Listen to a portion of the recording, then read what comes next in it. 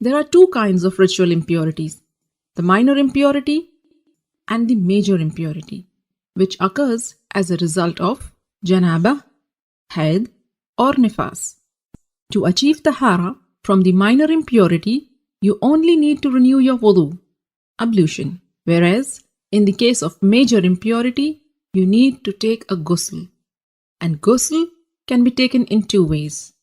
A complete ghusl with all the sunnahs of the Prophet, and a partial or a sufficient ghusl, which means only doing what is obligatory to free yourself from the ritual impurity. So what are these obligatory acts of ghusl? A beforehand niyyah, intention that you are taking this bath to purify yourself from the major ritual impurity, rinsing your mouth and nose, and letting water run over your entire body at least once. Make sure it reaches every part of it, even your scalp under the thick hair. If you manage to do this much, then you have purified yourself from the major ritual impurity. As for the complete ghusl, and this is the mustahab one, and it is how the Prophet ﷺ took a bath. And this is how you do it.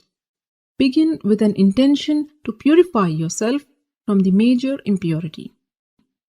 Then say Bismillah. Wash your hands 3 times.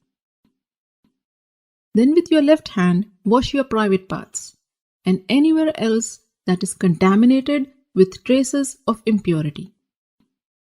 Then make a complete wudu, just as you would for prayers.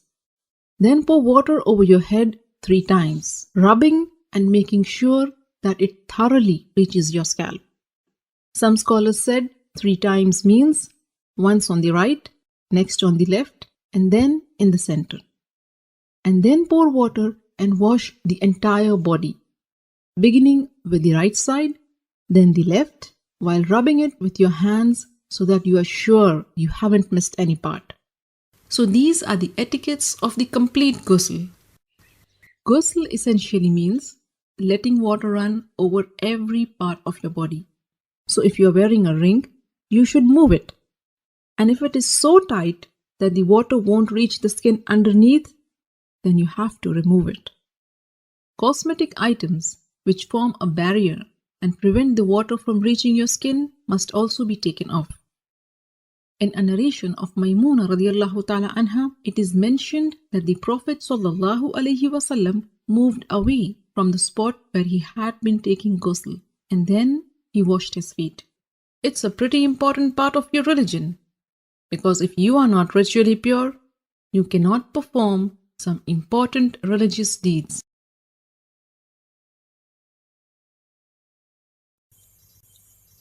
Is wetting the hair enough for ghusl? No. Only wetting the hair is not enough. The water has to reach your scalp. This is obligatory for men and women. Because Allah's Messenger sallallahu alaihi wasallam said, "Tahta kulli sha'ratin janaba." Under every strand of hair, there is janaba. So if your hair is thick, you should make sure the water reaches the roots. Aisha radiallahu ta'ala anha narrates that Allah's Messenger sallallahu alaihi wasallam used to take water in his hands, and with his fingers he made sure the water has reached the scalp, and then he would pour water over his head 3 times. Can we take ghusl with hair tied up?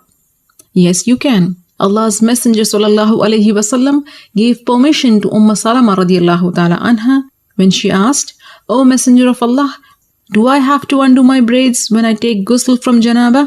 He sallallahu alaihi wasallam replied, "It is enough if you pour water on your head 3 times. That will make you clean."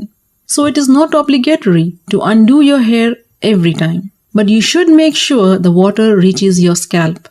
In fact, Shaykh Ibn al-Uthaymeen rahimahullah writes that she should make sure water reaches every strand by placing the braid under the water spout and squeezing it. And this permission is only for ghusl after janabah and not after menstruation. As ghusl after menstruation, this is only once, and it is not difficult for you to undo your hair for it. Whereas janabah is more frequent, and thus easiness is prescribed. Can we use soap and shampoo during ghusl? Yes, you can. There is absolutely nothing wrong with using shampoo and soap while taking ghusl. Hair must be rinsed over 3 times, but shampoo is not easily washed off in those 3. What can I do? This is what you can do. First, take a normal bath to cleanse yourself with soap and shampoo, and then take a ghusl with plain water in accordance with the sunnah to wash away the ritual impurity. In the past, women used to wipe their private parts with musk. What is the role of musk here, and will soap suffice today? The aim here is to ward off unpleasant odors and to perfume the site. It's interesting to know that a study showed musk as a natural antibiotic against genital diseases, funguses and yeasts. Disease-causing bacteria increase in number during the menstrual period, and so it is beneficial to use musk after menstruation. If musk is not available, you may use whatever perfume you can find. If no perfume is available, then it is recommended to use whatever will remove the odor. If you cannot find any of these, then water is sufficient. But if perfume is available and you still don't use it, then it is makruh. I feel too shy to take a ghusl early morning after Janabah. Yes, that can happen, especially if you are a newlywed or living in a joint family. I do understand. But my dear sister, shyness is not an excuse if you are going to miss an obligatory salat. What you can do is wake up just a little early than others, or take a very quick ghusl. I'd say 3 to 4 minutes should be enough. Do only the obligatory parts. Say Bismillah, rinse your mouth and nose, and pour water over your entire body. Don't undo your hair. Keep the water noise low. Perhaps don't use a shower, use a bucket. Dry the top hair, tie your hijab, and back to your room. Nobody will suspect. And Allah subhanahu wa ta'ala orders us in the Qur'an, قال Allah subhanahu wa ta'ala في كتابه الكريم وَإِن كُنْتُمْ جُنُبًا فَأُطَهِّرُوا. So Allah subhanahu wa ta'ala orders us. He says, and if you are junub, meaning having those sexual impurities, then purify yourselves. Allah subhanahu wa ta'ala has commanded us. And as we mentioned on countless occasions, al-amr yufid al-wujub, that when Allah subhanahu wa ta'ala commands us something, that gives us evidence that that thing is an obligation. And purifying ourselves is what Islam calls to. And as we mentioned in the last sitting about the importance of the fitrah, that this is the Muslim's natural state, is that he tries to purify himself and cleanse himself. And this is a state of the believer, and this was the state of the Prophet ﷺ, and what he called the Muslims and the believers too. Here's a beautiful hadith of the Prophet ﷺ, which shows us the importance of removing janaba, and that janaba, that junub, that state of sexual impurities does not make the Muslim impure. The Muslim is still pure.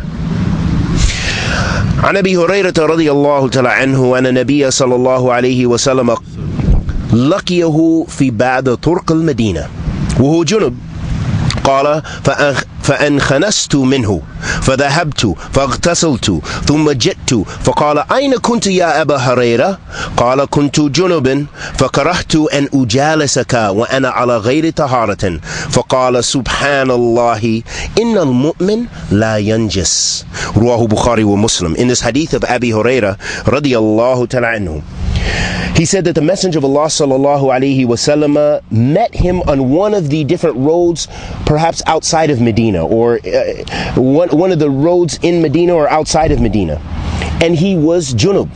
So Abu Hurairah radiallahu ta'ala anhu, he was reporting that I met the Prophet sallallahu alaihi wasallam on one of the paths to Medina or inside of Medina, and I was junub. You know, I had the sexual impurities, and the Prophet sallallahu alaihi wasallam. And so then Abu Hurairah, the narrator, said, قال, he said, then I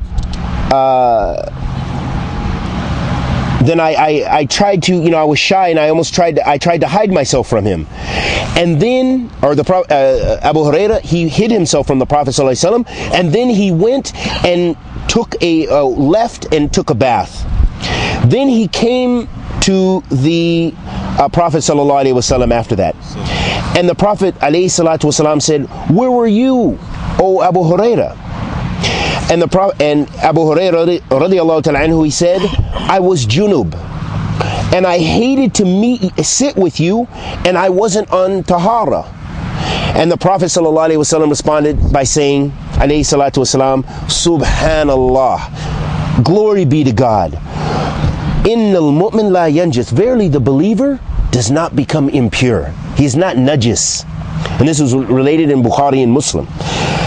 In this hadith, there are countless benefits, and we'll restrict it to just a few that Shaykh Ali Bassam rahimahullah ta'ala that he mentioned. Some of the benefits we can gain from this hadith is that Janaba is not najasa. It is not impurity. And this is because that a person is not created. So sperm, we're not created from najasa, because what is born out of najasa is najas. For example, bugs that are born out of najasa, out of filth, then they are filthy. Then we cannot eat them. We cannot, use them for purification or what have you.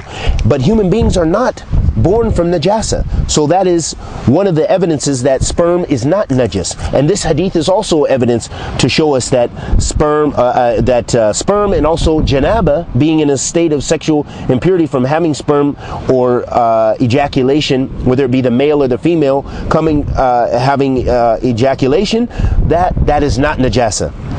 Another benefit we gain from this hadith is that a human being bidhatihi is not najis, meaning a human being in and of his or herself is not najasa. So even if a disbeliever is dead, or even a Muslim or non-Muslim, they're not najasa. You can shake hands with a non-Muslim or a Muslim, and they're not najasa. So this lets us know that this is human beings are not najis.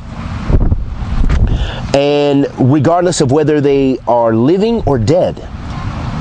And this is so the najasa, when we talk about the najasa of a non-Muslim, for example, this is their spiritual najasa. This is because of shirk.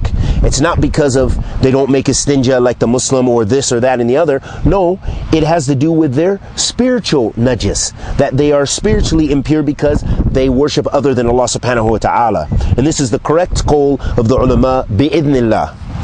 The correct statement of the opinion from amongst the two qawls of the ulama, two opinions of the ulama, that is the most correct, and that's what this hadith and other ahadith illustrate for us and is dalil for that. Another benefit is that it is permissible to delay the ghusl min janaba. So another benefit we gain from this hadith, because the Prophet ﷺ didn't yell or didn't become upset with Abu Hurairah radiallahu ta'ala anhu for not making ghusl immediately. So that is permissible. For example, a man and a woman, they have relations, akramakumullah, and then after that, it's not an obligation that they make ghusl right away, that they take a bath right away. But it is best, it is afdal, it is best following the sunnah of the Messenger of Allah sallallahu alayhi wasallam first and foremost. And he also, alayhi salatu wasalam, that's what he told us in authentic hadith about taking the ghusl after that. It may give a man or the woman extra prowess to be able to have relations a second time by making ghusl. So that's another benefit of doing the ghusl. But this hadith shows us that it's permissible to delay your ghusl, as long as you don't have to pray or something like this. Another benefit this hadith shows us, it also illustrates for us the greatness of the people of the righteous people, the people of knowledge, and the people, the salihin, those pious people, and that to sit with them in the best state. And how do we understand that from this hadith? Because Abu Hurairah radiallahu ta'ala anhu, he didn't want to sit in the gathering, sit with the Prophet sallallahu alaihi wasallam, because he was janaba. Instead, he was fearful. He hid himself from the Prophet alayhi salatu wasalam, and then went home and made ghusl. Then he came to the Prophet alayhi salatu wasalam. So that shows us also from this hadith the greatness of Ahl Fadl, those people who have great benefit, the people of knowledge, and the people who are righteous people. That you should try to sit with them, wear your best clothing. For example, if you're in a gathering of dhikr, Try to wear your best clothing if you're in a dars, a lecture, or if you are going to visit one of the scholars or visit someone who has high status.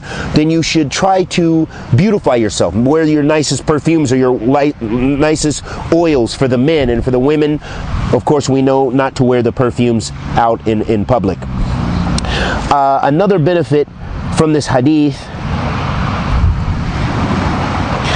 is another benefit that the ulama abstract from this hadith or deduce from this hadith is the permissibility of seeking permission from a scholar or someone who has high status when you want to leave their gathering.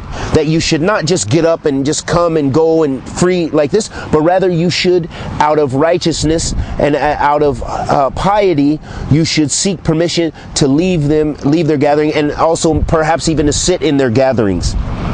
And this is what Abu Hurairah radiallahu ta'ala anhu illustrate for us, and that showed that his excellent manners. Those are some of the benefits we gain from this hadith, and we ask Allah the Almighty to accept our good and forgive our evil. Anything I said that was correct was from Allah subhanahu wa ta'ala. Anything I said that was incorrect was from myself and the shaitan.